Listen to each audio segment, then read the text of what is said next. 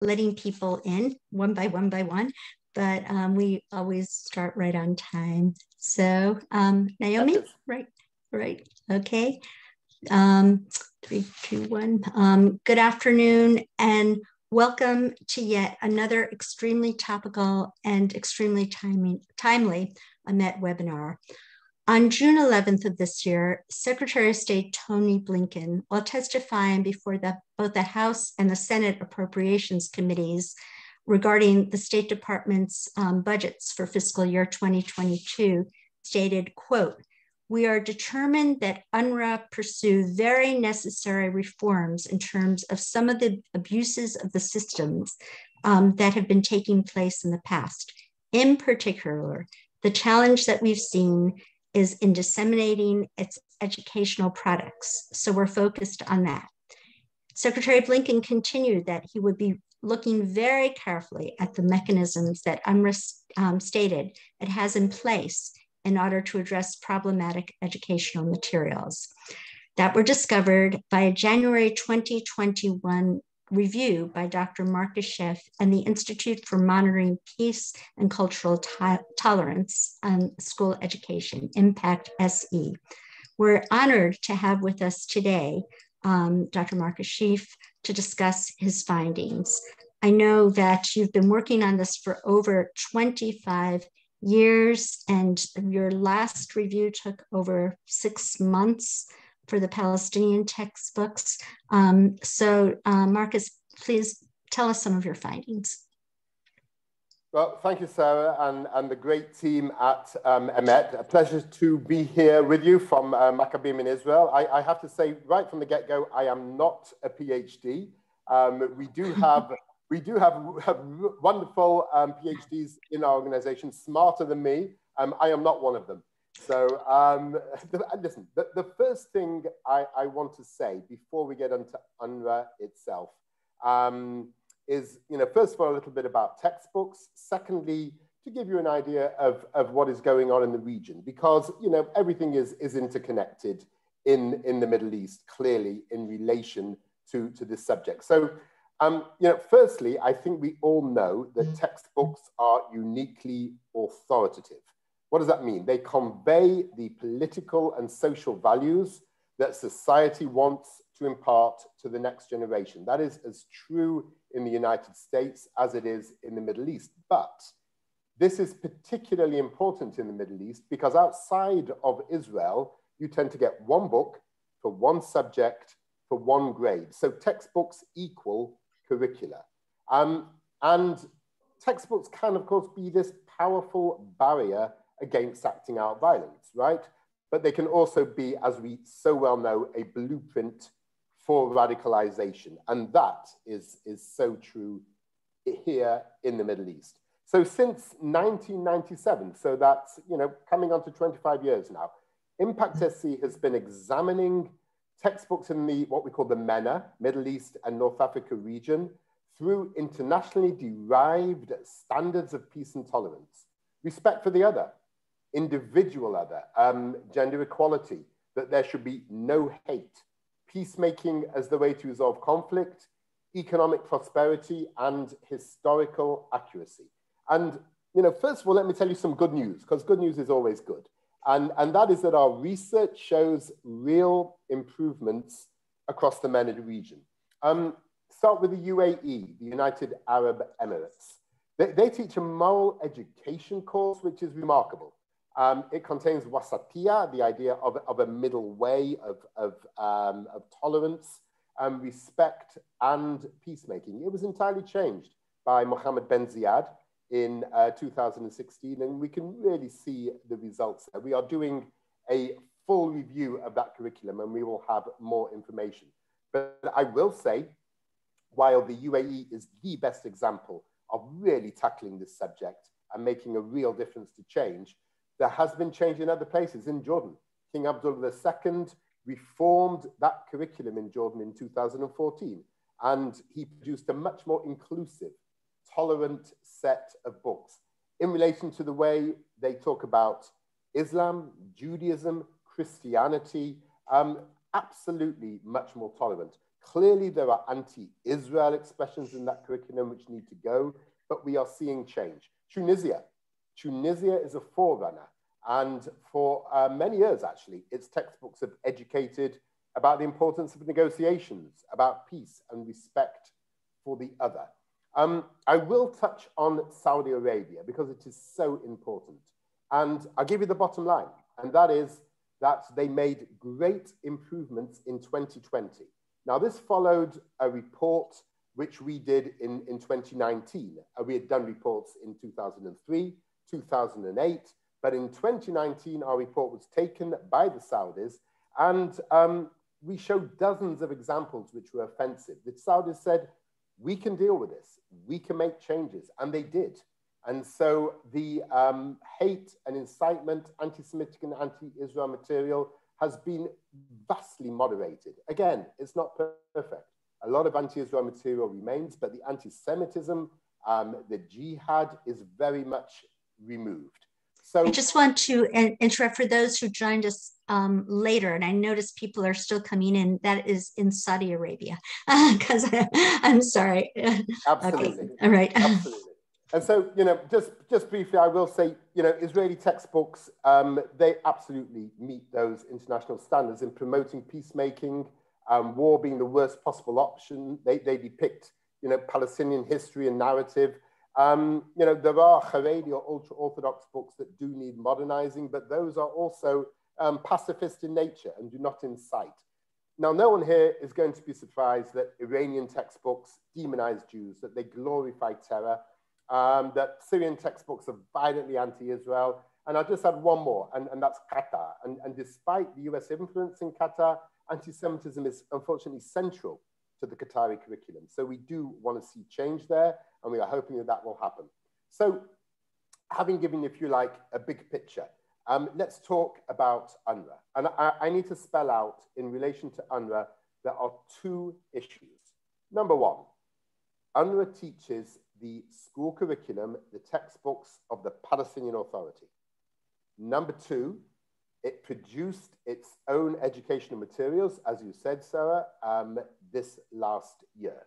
So, two sources of information in relation to what UNRWA teach, which we got hold of. So the first, Palestinian Authority textbooks. Again, 320,000 children in UNRWA schools are studying these particular textbooks.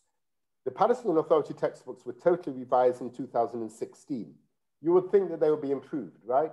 Unfortunately, the reverse happened. They are the only example in the Middle East of textbooks getting worse. Peace is not presented as preferred or even possible. Peace agreements and proposals with Israel, which were in some of these books from year to year, been totally removed. The only thing that remains is a passing reference to the Oslo Accords as an example of what not to do. So what is in its place? And the answer is Jews are characterized as liars, as fraudsters. They are characterized as being the enemies of Islam, that they control finance, media, and politics. Children in the first year, in grade 1, are taught reading through an exercise which uses the letter Ha to teach the word shahid, martyr, hujum, which is attack, and the word to run away, harab. 9-year-olds learn math, not by adding apples or oranges, but by adding martyrs of intifadas. And so that we understand what a martyr is, they are people who blow up buses and pizza parlors and bus shelters and buses. And Newton's second law of motion is taught by encouraging 12-year-olds to endanger themselves and to engage in violent conflict. Palestinian teenagers in these textbooks are taught that death is a right and that dying is better than living. These are Salafi ideas. They have no place in peaceful societies, certainly not in an organization of the United Nations' own textbooks. 9-year-olds recite a poem calling for sacrificing their blood. 14-year-old boys are taught that if they attack and get killed, they will be rewarded in paradise. Girls are taught that to be equal with boys, they also need to be engaged in violence to become themselves martyrs. Another example, the 1972 Munich Olympic massacre is justified. Terrorists are glorified as role models, and Dalal Mughrabi, who you will know, murdered 13 Israeli children among those 38 people who this gang killed. She is repeatedly hailed as a hero in these textbooks whose footsteps should be followed. So none of this has gone unnoticed in the international community. I think that's the first thing to say. In 2019, the United Nations' own committee to eradicate racism and discrimination condemned the anti-Semitism in the Palestinian Authority textbooks. In May 2020, the European Parliament passed legislation condemning hate in the PA curriculum. Norway cut government funding because of the hate in the curriculum.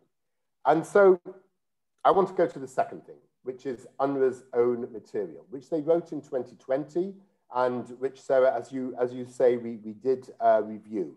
And this was written because of COVID and because of restrictions on going to school. It was, if you like, branded material with the UNRWA logo on it. And we found it violated their own standards, UN values, UNESCO standards, and all stated principles that are agreed in the international community in relation to what textbooks should be teaching. How is that? Because they promote hate teaching, incitement to violence, glorification of jihad, and martyrdom and terrorism. These printed materials, so they were handed out to children, absolutely contained all of that. And UNRWA, by the way, acknowledged this. Israel, of course, is a UN member state, but they are erased off maps and called the enemy of material written by UNRWA employees, by teachers. The texts contain dangerous libels and conspiracies. Students are called upon, again, to defend the motherland with blood. Students are directed to Dalal Mughrabi, who I mentioned before. And martyrdom is glorified as, one example, the scent of musk emanates from the martyr. The idea that Zionists intentionally set fire to Alaska Mosque, such a dangerous conspiracy. I don't have to tell you after the events of the last few months. And that Israel deliberately dumps radioactive and toxic waste in Palestinian areas. These are bizarre conspiracy theories, and this was produced, written, distributed by UNRWA's own teachers. And I think most interestingly, these teaching cards, as they are, denounced peace between Israel and Arab nations. They denounce the making of peace, a UN organization. So quite bizarre. We published, and UN's response was its normal, UNRWA's side, which was damage limitation. First of all, Commissioner General Philippe Lazzarini issued a series of tweets when he acknowledged, and I quote, inappropriate material, I would call it more than that, and that it was mistakenly printed. No mistake, and much more than inappropriate. They actually, UNRWA, blame their own teachers, which they vet for the creation of the materials. So, talking about turning the guns upon yourself. And here is the thing. UNRWA claimed it detected and dealt with the problem promptly. So this is how they do damage limitation. Now, this material had been circulating among these children for 8 months. It still does, because nobody went around and collected these cards from every house of those 320,000 where it had been handed out. So we don't even know what that means. And we actually produced a second report showing that this material was still being taught. So UNRWA evaded accountability, transparency, locked down all access to teaching materials online, which is what they do, and did not stop from teaching this material. So I think, really interestingly, has been the reaction to this. First of all, UNRWA has at no point provided evidence of when they identified the hateful material, when this supposed internal review took place, what material was found to be inappropriate. And as this material keeps on surfacing, they can't explain to us anything whatsoever about why that is the case. There is no evidence of any newly produced educational materials, which they say adhere to those UN values. And, this raises serious questions about those claims of UNRWA that they have trained tens of thousands of teachers to prevent the teaching of hateful content, because, they wrote the material in the first place. So, in terms of reaction, I think, there has been quite an international outcry. The European Parliament in the spring of this year condemned UNRWA for teaching this material, something, we were very involved in working with members of the European Parliament to make sure they were educated on the information. But that in and of itself is very, very serious for UNRWA. And they understood, what a serious blow it was to them. But again, instead of dealing with the issues, they deal with the excuses, which means that these children are still being radicalized. The Canadian government announced that it had launched its own investigation. I know that is still ongoing. The Canadian International Development Minister, Karina Gould, has called in that Commissioner General, Philip Lazzarini, to directly condemn the use of this material. Australia, the same. The Norwegian Ministry of Foreign Affairs expressed its own regret. In the United Kingdom, the Minister for Middle East and North Africa confirmed our report findings, but I think it's here in the US, or there, if you like, in the US, where the real battle is. You're absolutely right, Sarah, to point out that comment by Blinken, and we have been briefing the State Department and House members on this issue, and we thought that was a very important statement indeed, and shows great goodwill.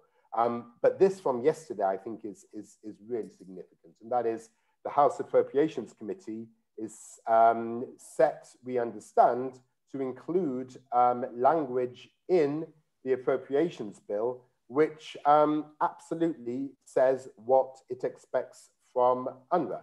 And, we will be drilling down into this, and we will be understanding more about this. But, I will just, and I really do not want to go too much into the weeds unless people ask questions, and I will. But, the key here is external audit. That is what is necessary here. I think for years, UNRWA have said, we're dealing with it. And they do not deal with it. They are actually inciting children. And so, the key issue is transparency, external audit, and working out the mechanisms, for that to work. UNRWA, and I will just finish with this. UNRWA has systematic problems in relation to how its educational arm functions. It does not address the systematic problems, it addresses the communication strategy, and that is not, frankly, good enough to make a difference and to make a change. The deflection of criticism will not take away from what is actually happening in those UNRWA schools. And the only way to make sure is external scrutiny. That's how the children are safeguarded, that's how your taxpayer dollars are safeguarded, and that is frankly what is necessary. So if that is okay, I'll stop there and happy to answer any questions that you might have. Right. Thank you so much. We did have one question from a viewer that I would like to have you respond to. And I noticed on your website that you can read the report. So, and you can also look exactly at examples of what is being taught. It is really quite horrific. So your website is IMPACT-SE? www.impact-se.org. Right, wonderful.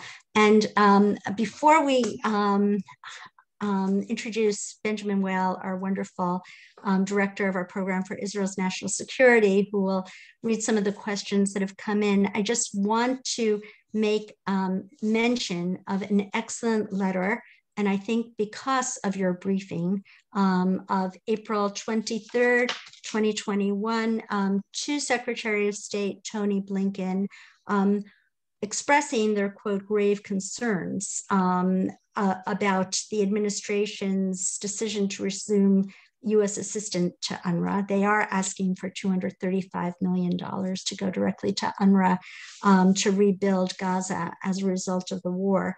And they are requiring independent verification that all UNRWA employees are not partnering with Hamas, Hezbollah, or other foreign terrorist organizations, and they're requiring independent verification that textbooks used by UNRWA do not include extremist anti-Semitic content.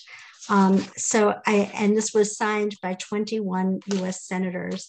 And I want to thank you, Marcus, because I know this is as a result of your briefings and your work. And now I'm going to hand this over to Benjamin Whale, who will ask some of the questions that have come in. Thank you, Sarah, and thank you everyone for tuning in today. We've had a number of questions pour in, and I'll ask them in the order that they've come in through the Q&A box and through our emails.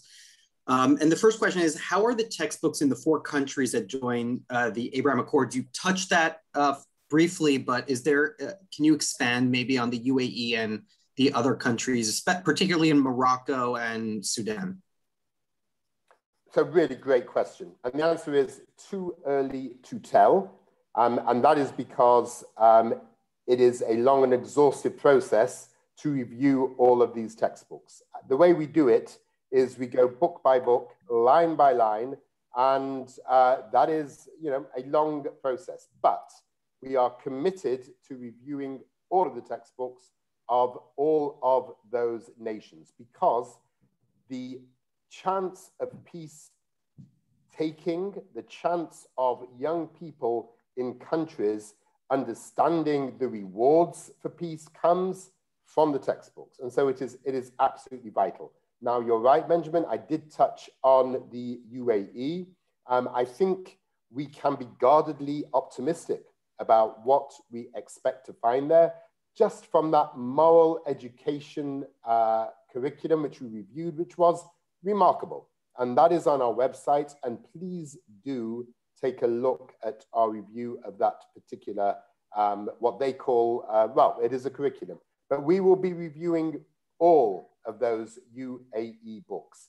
Now, in relation to Morocco, that will be, I think it's fair to say, coming down the line. We understand that King Mohammed VI, the King of Morocco, has made statements in public about how there is a desire for moderation in those textbooks. Now, this is a desire that many countries across the region have.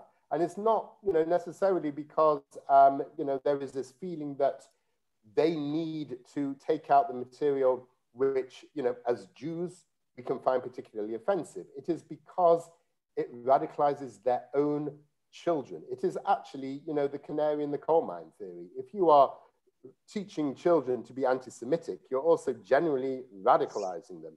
And that means, for King Abdullah, being terrified of your children joining ISIS, which was a major impetus in relation to his reforming those books. And we believe for King Mohammed VI, firstly, I think his intentions are extremely good. Second of all, again, he does not want those textbooks to be radicalized. We will be looking at Sudan, without a shadow of a doubt. We will be looking at Bahrain. And, we will be absolutely making sure that we will give an honest appraisal. And if changes need to be made, we will be having those conversations, because it is absolutely essential. You cannot have peace made between leaders. Peace needs to be made between peoples. And the way to do that is to teach peace. And in regards to the parties to the Abraham Accords, it was just announced this past week that the first UAE student will be joining an Israeli institution, the IDC Herzliya. How does that student exchange affect maybe the future of education in, we'll say, the UAE or Bahrain, having come to Israel, learned from Israeli academia, and then going back to teach or to work in their respective countries? Well, I think, first of all, they're very lucky to go to IDC, which is a great institution. And I would say, secondly, that, clearly, Benjamin, is, I think, you know the answer to this, asking the question, what better ambassador can there be than somebody who has, spent time with Jews from all over the world, because that's what they will see in IDC, and with Israelis, understand the real nature of Israel.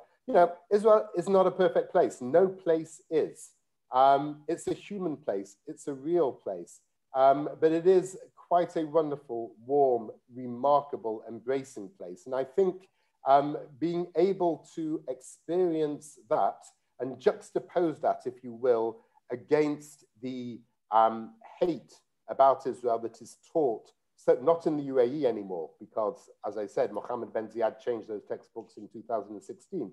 But previously to that, textbooks written by the Muslim Brotherhood, and they wrote the textbooks, were not by any stretch of the imagination written in order to make students understand what Israel is and the complexity, but simply to make them antagonistic. And so these people are ambassadors. But I will say one more thing, if that's okay, Benjamin, and that is, as important as this is, and it is really important, and I hope these programs grow and grow, and I would love to see dozens of students from the region in Israeli universities. There is a scale here, and the scale is 300 million children in the region learning to hate, unfortunately, Jews and Israel in schools across the Muslim world. And so that's really where the work has to be done. It is changing those textbooks. It's a multi-year program. It needs to be done, but it is changing those textbooks which can make such a substantial difference, not taking away by any stretch how wonderful it is to have those UAE students and others on Israeli campuses. Then in regards to the UNRWA textbooks, particularly in Gaza, there's a report in the EU that just came out about a week and a half ago, 2 weeks ago, that found that the UNRWA books do promote hatred and violence against Israel. If it's printed black on white, and independent organizations and bodies such as the EU have found that there's incitement, why is it so hard to change things on the ground and remove all of that promotion of terrorism and hatred and violence? Where are things getting stuck in the pipeline? It's a really good question. I'm not even sure that I can visualize it as a pipeline. I visualize it as an extraordinarily complex web of international relations and of behaviors which over the years have become entrenched, and how extraordinarily difficult it is to undo those behaviors. So, clearly the UNRWA teaching materials are not fit for purpose, Clearly they are inciting young people. They are not teaching them peaceful ways. They are teaching them what even, their friends would call resistance. And we all know ultimately the resistance is violence, and it is the opposite to the possibility of peacemaking and negotiation as the way to resolve conflict. But the entrenched behaviors are about the amount of countries, the EU itself, the United Nations, the World Bank, so many institutions and organs that have been absolutely and entirely institutionally committed to this relationship that they have with the Palestinian Authority. And undoing that is extraordinarily difficult. What we can do is point, and you use a really interesting expression, Benjamin, it's an expression we use, black and white. Point to where, in black and white, we see we have a problem. This is not, somebody who one can excuse who's on television but is, not official or not, part of, this or that authority. This is not something in media, because of course all media is free. These are state-written, state-delivered textbooks, which are adopted by UNRWA, which is the United Nations organization. So we can point to that, we can brief on that, we can educate on that, we can explain day after day, and we do, to policymakers what is necessary in order for that to be changed. But understanding the context, which is what you are alluding to, Benjamin, is understanding this complex, intertwined web of international relations, of countries, of authorities, of what is perceived as commitments without necessarily very much thought on what that commitment actually means. I'll give you an example. if the commitment is to supporting education for Palestinian children, what does that actually mean? Does that mean that we don't care what they are being educated about? Because that ultimately is, very much the result of giving money for an infrastructure without actually paying any attention to the delivery of the educational materials.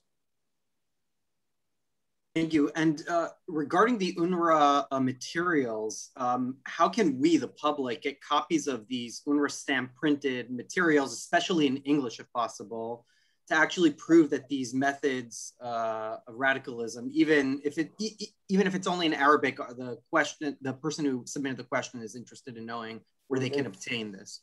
Well, the report is on our website. And right. So, can you repeat? Well, I've gotten multiple questions to repeat your website. Okay. So it's our name, which is impact/se.org. That's it. Perfect. And regarding UNRWA again, how is it possible and why does the US even contemplate funding UNRWA with international condemnation of their hatred school materials? But I think what we are seeing, what I hope we are seeing, is the evolution of a policy in the United States government of trying to ensure that doesn't happen. Now, this is complicated. Now, as I said, UNRWA are superb at public relations. And so, their ability to explain mechanisms and platforms and various items in place which prevents the teaching of hate, that ultimately has to be explained to policymakers in respect to what really needs to be done. And so this is a process. I would also say, and I would urge you to support Brad Sherman, who has reintroduced to Congress what was HR 2343, what is now HR 2374, the Peace and Tolerance in Palestinian Education Act. He has now introduced this twice because COVID slowed down the adoption of legislation in the House, although it was passed last time by the House Foreign Affairs Committee by a show of hands, and but then stopped because of COVID. And so, I would urge everybody in America to support that. Thank you. And speaking of Congress, one of the questions that we received is if you can please expand and talk about your efforts with Congress and what you are doing to make change to the policies. Well, what we do is educate. We are speaking to people who want information, who want education, who understand the importance of the issue. And, we try and elucidate in the best way that we can the issues in front of them. We give them a big picture of what is happening in the region because, your politicians have a regional broad outlook, and so they should. But we also tell them, very, very clearly where the problems are and, very specifically about the Palestinian Authority's curriculum and about UNRWA's adoption of it and UNRWA's own material. And we make sure that, we have very clearly explained exactly what the problems are, number one, and number two, exactly how to ensure that that material is not taught. And speaking of efforts here in the United States, does the State Department or USAID or any other American body have leverage over UNRWA when the Biden administration has unconditionally restored American aid? And the second part to this question is there ever any discussion or movement calling for the elimination of UNRWA? Well, I think in relation to that first point, I think what we saw, and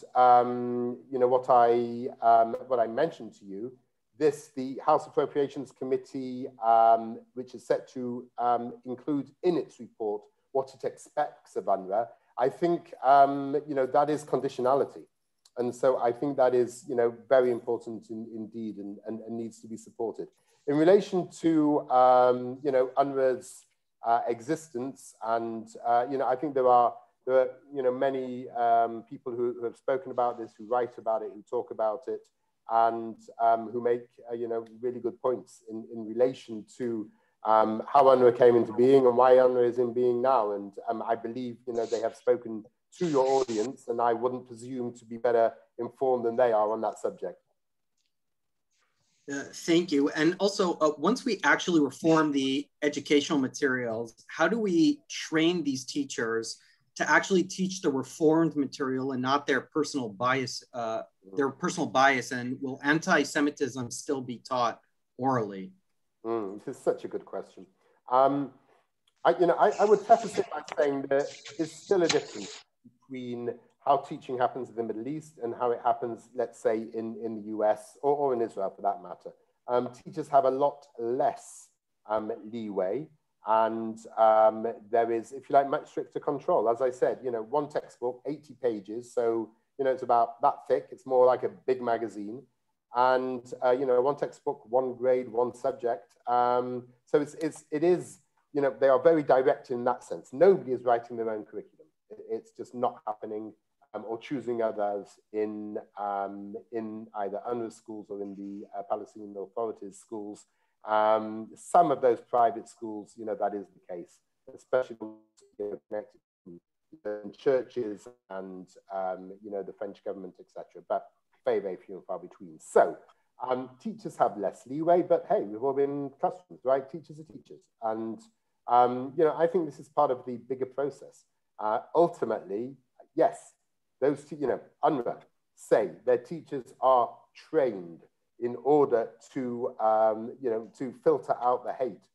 So here we go. What we need is to understand exactly what that means. Real world examples. Are teachers trained to teach not just not to be anti-Semitic, but to teach about tolerance of Jews? Are they trained to teach that Jews have been in the region for many thousands of years? Are they trained that Jews and Muslims have intertwined relationships? Are they God forbid trained that Jews were essentially massacred, driven out, and otherwise persecuted in so many of those Arab countries? There's a lot of training which, we need to drill down into, both what is taken out and what exactly specifically they do in relation to that, and, what they should be teaching in relation to the other. And the big other in the room, the other elephant in the room is, of course, Israel and the Jews. The Palestinian Authority make a big fuss about a human rights material which has been introduced. That is all very well and good, but none of that relates to Israel. None of that relates to Jews. It relates to what we call the internal other. So it's okay, be tolerant to each other, but don't be tolerant to those Jews. This is a problem. And if I can add, after an entire year of them learning in school to hate Jews, hate Israel, and demolish the Jewish state, then Israel exposes terror tunnels of Hamas under UNRWA schools. And then now in the summer, about 25,000 children in Gaza from age 13 and sometimes even younger join the Azadin al-Qassam Brigade camps, which are an arm of Hamas. And then they implement in reality the theory that they've learned in the classroom all year round. So it seems like these kids are being manipulated and stationed by Hamas and positioned on the battlefield. Mm-hmm. And that's why we get all these front pages on tabloids of kids that are caught in the crossfire. I question how many of them are innocently, casualties of the conflict, and how many of them were actually positioned and put there by the Hamas organization. But in a perfect world, if you were able to implement any reform you want, how would you what would you change, and how would you undo all of the mistakes and wrongdoing that's been going on until now? Well, it's not impossible. Again, let's drill down into the textbooks. What we first of all need from UNRWA is the actual curriculum.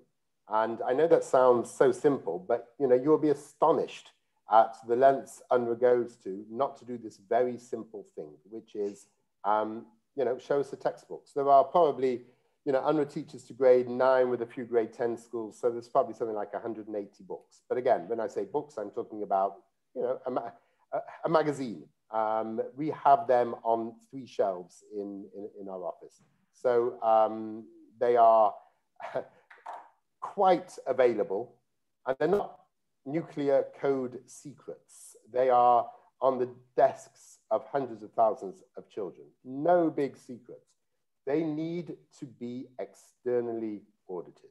And I think these are the key words.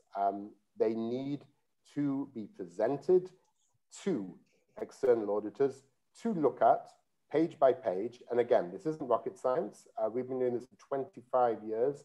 And, we've looked at textbooks from Tunisia to Turkey to Saudi Arabia to Iran. This is just bread and butter routine work. And then having identified the problems, the issues, that needs to be changed. Now, how can that be done? In several ways. Look at Saudi Arabia, who took it upon itself to change so much of that material. They did it in 3 months. 3 months they made those changes. So, this is not impossible to do. And frankly, if they're not prepared to do it itself, then, those donor countries need to absolutely insist. And the replacement material exists, the people with the know-how to match up, if you like, a narrative with exercises inside of textbooks exist. All this is being done all the time. So it is a matter of will, but, will UNRWA do that? Doubt it. Thank you. And one of the attendees over here asked the question, why was UNRWA formed when the UN has a relief organization for refugees? And if I could add to that as a continuation to that question, is when did we start noticing this hatred in UNRWA textbooks? About what year did that begin? And what year did UNRWA's textbooks begin? If you can give a timeline of UNRWA's creation and when this whole textbook issue has evolved. It's a really interesting question. We have somewhere in the office a report from a leading US newspaper, I don't recall which one it was, from the 1950s, talking about problematic material in UNRWA teaching materials. So, this problem goes back. But for us, we have been focused on this for certainly for the last 5 years. And the reason for that is because, we believe it is utterly and absolutely essential that this change happens. Now, UNRWA, think we are persecuting them. They say publicly, that we are, driven to, doing all these kinds of terrible things to them. But if you actually listen to what we're saying, we are saying, UNRWA, you taught hate. UNRWA, you carry on teaching hate. You are asking donor countries and their taxpayers for money for the continuation of this. You then give a slew of explanations about how you are going to self-regulate, none of which make any sense, and therefore it needs to be done externally. So, there have been decades of UNRWA's presence. For us though, the last few years have been absolutely key in the absolute necessity for change. Yes, if I can just add, the Palestinian Refugee Agency, UNRWA, was created in 1949, and a year later, 1950, is when the General UN High Commission for Refugees, or UNHCR, was created in 1950. And for political reasons, UNRWA is still in place, mainly because, according to UNRWA, they continue to benefit from the refugee status until eternity, and in the UNHCR, it's only for the first generation.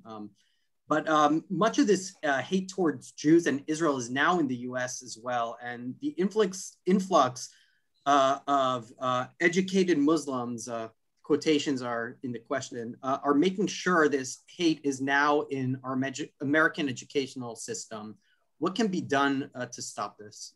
Well, I think there is an absolute connection between the hate in textbooks, which is generated across all those countries, and hate against Jews You know, the beating up of a guy walking down the street wearing a kippah in New York. There was a linear, there was a direct connection. And, you know, I think it's fair to say this sounds quite a bizarre statement, but you know, I am happy saying it.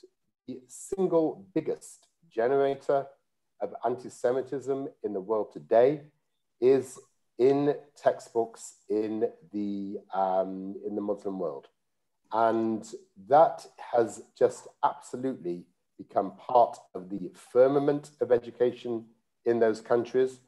And that is, as I say, permeating towards the United States. And so, you know, many of the memes, if you like, the ideas that we see in these textbooks, we also hear and see being mouthed in the United States as if, you know, this was invented there. I mean, you know, it's not that there is by any means a lack of anti-Semitic experience in the non-Muslim world, but we see specific ideas, specific religious ideas which come out of textbooks in the Middle East, which we do see outside of the Middle East. There is no question about that. Can I just interrupt here? And in response to the last question, it's very important that our listeners know that the National Education Association, which is the largest union in the United States with over 2 million members, right now are convening, and they are voting on 2 new business items, Article 29 and Article 51, both of which are supposed to and teach tolerance and empathy for the Palestinian cause. If we have written about this in one of our last action alerts, you know, which was just put out earlier this week, I think it's very, very important that people understand that, yes, we have to prevent, we're very, very concerned about what has been going on in perpetuity from the Middle East, but it is actually coming across the Atlantic right now. And if people want any further information, they could contact us at info@emetonline.org. We could send you what to do about that. Thank you. Thank you. And the next question is fairly simple. I hope the answer is also fairly simple. Who writes these textbooks? Yeah, I mean, good question. And the answer is the Ministry of Education in those countries. You know, it's not taken for granted because that's not what happens in Israel. It's not what happens in the US either. In fact, there isn't one. But well, you know, not on on a federal level, but you know, clearly not in states, etc. But the actual ministries of education have curriculum development services, and you know, they are generating the material. So that means UNRWA themselves, or the UN for that matter, does not write any of the textbooks. They just fund the writing of the textbooks for the government? Well, UNRWA teaches those Palestinian textbooks. So the Palestinian Authority produces them, and they are then taught by UNRWA. Now, where does the Palestinian Authority get its funding from? Mainly from the Europeans, from the European Union, Germany, the UK, Norway, Finland. You know, those are the larger donors. You know, also countries in Asia, Japan, and obviously in the Middle East as well. So does the UN or UNRWA have an accountability process whereby they should be examining these textbooks before they teach them, or is it just unaccounted for and whatever you put on their desk is what they teach? So this is the issue, Benjamin. This is where we absolutely drill down with policymakers. They have a stated mechanism which they talk about, they explain in great detail how, you know, they deal with prejudice, with hate, with anti-Semitism, all well and good. None of this is provable in the real world. So it really doesn't matter what a UNRWA diplomat in Geneva says, or frankly, what their representatives in Washington say to your representatives. What really matters is what is happening in those classrooms.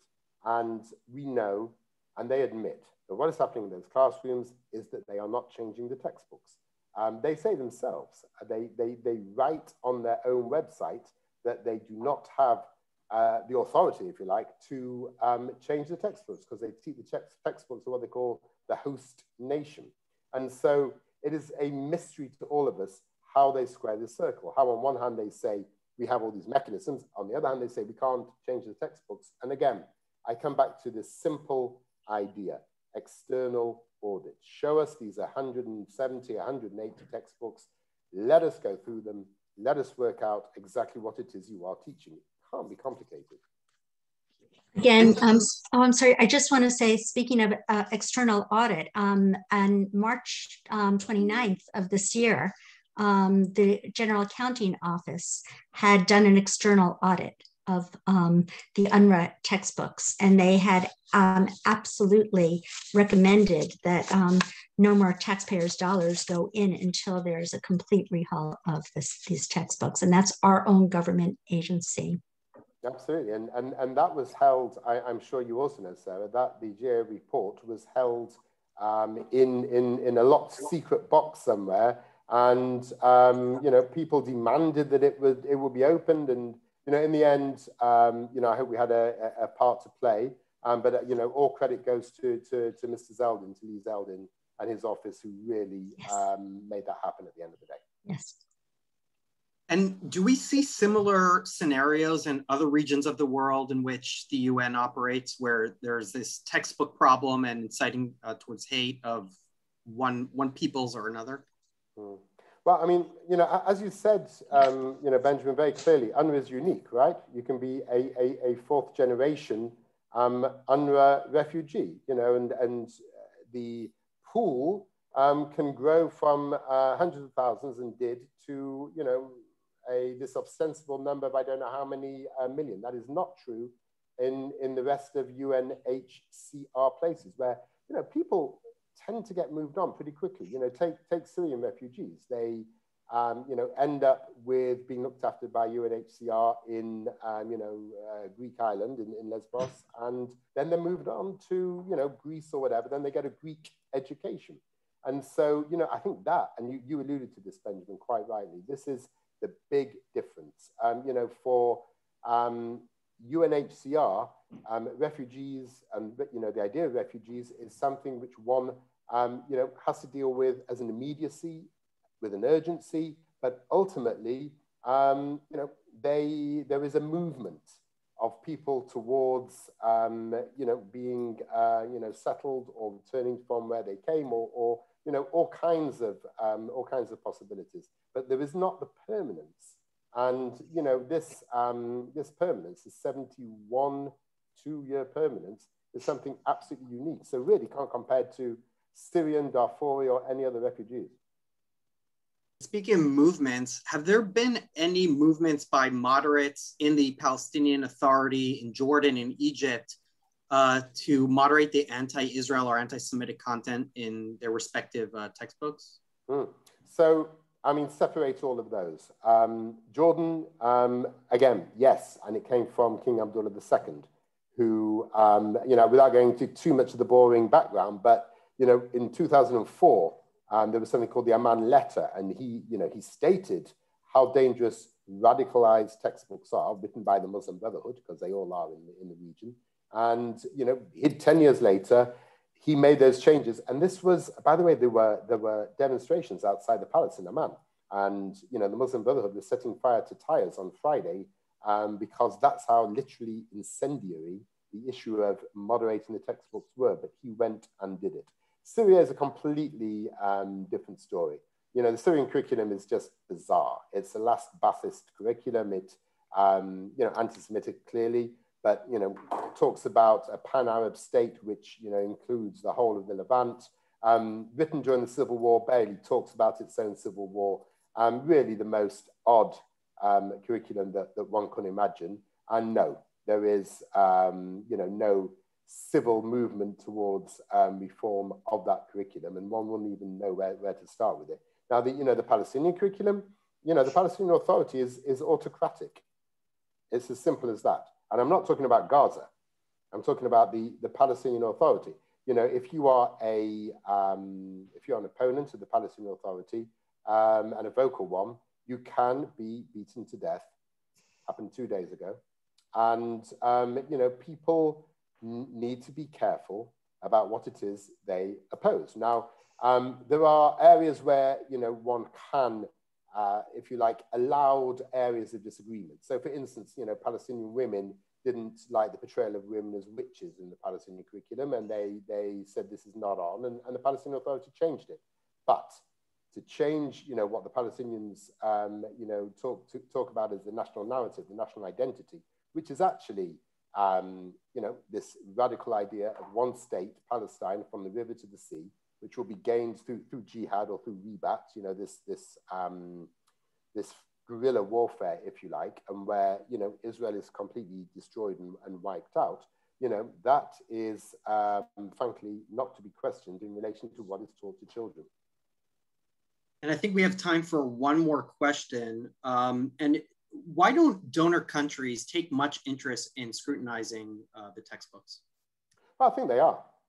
And as I said at the beginning, the European Union has, Norway has, and the United States hopefully will, if Brad Sherman's bill is passed through the House, Senate, and signed off. I think those comments that Mr. Blinken made, which Sarah pointed out in relation to UNRWA, are important. So none of this goes unnoticed. And if I can add, I think up until recently, a couple of years ago, there was this notion that donating to the UN, it's kind of like this kosher stamp where you don't have to examine where those funds are going because we trust the UN blindly. But on the other hand, when the EU wants to invest in various projects or infrastructure, they know how to drill down to the last penny to make sure that it doesn't harm the environment or endanger whatever it is. So I guess when there's a will, there's a way. And part of it might have just been the lack of interest or the disbelief, but as more and more evidence is exposed, it's hard to ignore. I can't disagree with any of that, Benjamin. That is absolutely and 100% right. Okay, I would like to wrap up now. We're almost at the witching hour.